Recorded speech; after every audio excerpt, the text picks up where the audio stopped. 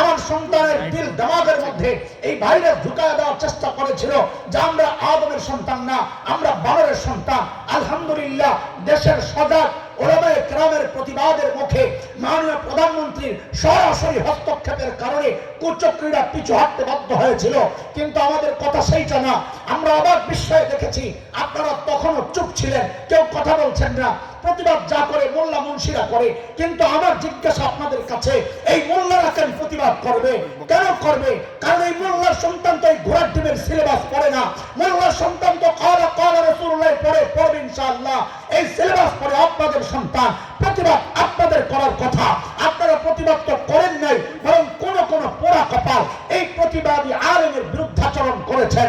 এই প্রতিবাদকে সরকারের বিরুদ্ধে, দলের বিরুদ্ধে, রাষ্ট্রের বিরুদ্ধে আখ্যা দেওয়ার চেষ্টা করেছেন।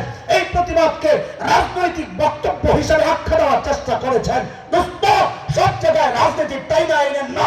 এটা রাজনীতির ব্যাপার না, এটা আমার ঈমানের ব্যাপার, এটা আমার বিশ্বাসের ব্যাপার, এটা আমার চেতনার ব্যাপার, এটা আমার আকীদার ব্যাপার।